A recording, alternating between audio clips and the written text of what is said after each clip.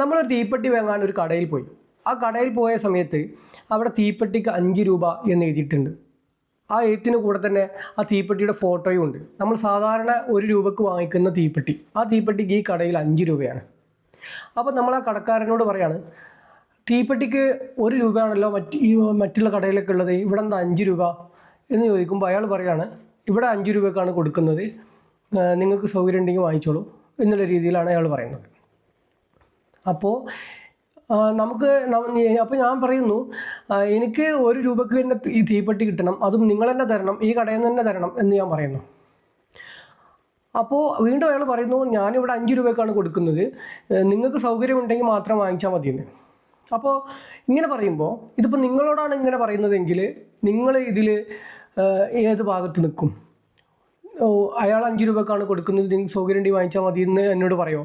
അതോ അയാൾ 1 രൂപക്ക് തന്നെ തീപ്പെട്ടി എല്ലായിടത്തും കൊടുക്കുന്ന തീപ്പെട്ടി 1 രൂപക്ക് ഇങ്ങനെ തരണം എന്ന് പറയുമോ? ഒരു തീപ്പെട്ടിയിൽ MRP ഉണ്ടാവും. ആ MRPക്ക് വിൽക്കാൻ പാടുള്ളൂ എന്നുള്ളത് ഇന്ത്യയിലെ നിയമമാണ്. അതിൽ കൂട്ടി വിൽക്കാൻ പാടില്ല എന്നുള്ളത് നിയമമാണ്. അത് ഇന്ത്യൻ നിയമമാണെന്നുണ്ടെങ്കിൽ ഇയാളുടെ നിയമമാണ് എന്ത്? ഇയാൾക്ക് ഇത് 1 രൂപക്ക് 5 രൂപക്ക് കൊടുക്കുക എന്നുള്ളത് ഇയാളുടെ നിയമമാണ്. അപ്പോൾ സൗകര്യമുണ്ടെങ്കിൽ വാങ്ങിച്ചാൽ മതി എന്നുള്ള അഭിപ്രായം നിങ്ങൾ എടുക്കുമോ? അതോ നമുക്ക് ഭരണഘടനാപരമായിട്ടും അല്ലെങ്കിൽ ഇന്ത്യയിലെ നിയമപരമായിട്ടുള്ള ഈ നീതിക്ക് വേണ്ടിയിട്ടുള്ള ഭാഗത്ത് നിൽക്കുമോ നിങ്ങൾ?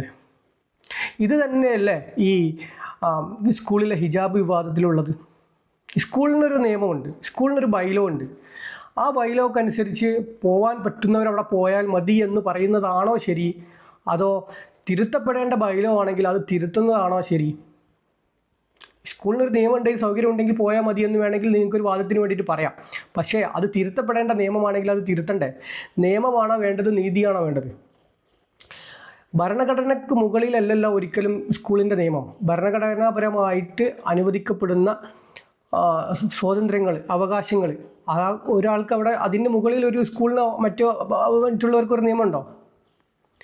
ഇല്ല. അപ്പം ഇന്ത്യൻ ഭരണഘടനയുടെ അനുവദിച്ച് കിട്ടുന്ന അവകാശങ്ങളാണ് മുകളിലുള്ളത്, അല്ലാണ്ട് സ്കൂളിൻ്റെ അവകാശങ്ങളല്ല. അത് എന്ത് വിഷയത്തിലാണെങ്കിലും എന്ത് കാര്യത്തിലാണെങ്കിലും.